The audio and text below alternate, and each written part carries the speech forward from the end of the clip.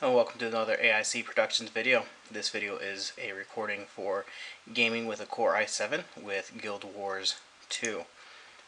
The two games I've been doing with all my systems has been Guild Wars and Minecraft, simply because Guild Wars I feel is a good representation of MMOs, and Minecraft is just a really popular game that a lot of people play. Now, I mentioned this in other videos, but I've upgraded the hard drive on this to a hybrid drive, and as you can see, it's taking a bit to load, and this has been pretty common with this drive since I've put it in. That the first time I go to launch your application, it takes a minute to load, and I have recently upgraded this system and haven't played Guild Wars since I've done that. Now, I've installed Guild Wars and let it install all of its applications. I've not changed anything from the defaults as far as graphics go. By default, it's put things at mainly medium with a couple of highs. And as you can see, it plays really nicely. Guild Wars is a very attractive looking game. They've done a lot to make it visually appealing when you play. A lot of scenery to look at, a lot of interesting backgrounds and landscapes. And if I click on here, kind of hard to see, but down here at the bottom, it's showing that I'm getting 36, 32, 34 frames per second. I'm getting between 32 and 40 frames per second with the current settings. If I were to put it to the lower, I get a much higher frame rate, but about 30 frames per second is very playable at the current settings.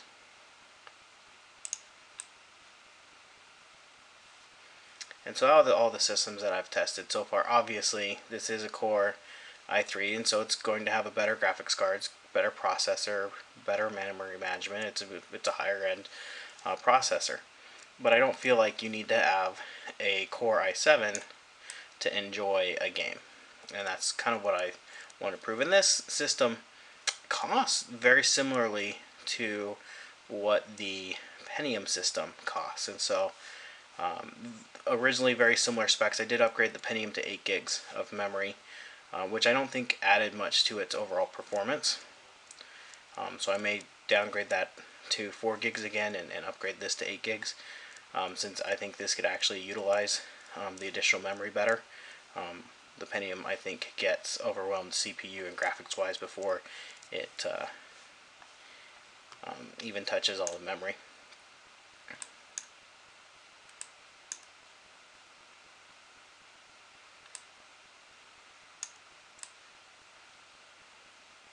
Now, one thing with this system is, as you play games, one thing you'll know is it doesn't get very hot. In fact, it stays surprisingly cool, which is really nice. It's something that surprised me. I thought that with a higher end system it would get warmer, and it actually does not. It stays fairly cool. The keyboard stays very comfortable. There's no hot spots on it. The bottom does get warm where it vents, but it doesn't get uncomfortably warm. It just gets noticeably, you're obviously using the system, so it gets warm. And it vents out the back, and so you don't get that typical hot spot. I shouldn't say out the back, it vents out just below the screen. I'll show that here.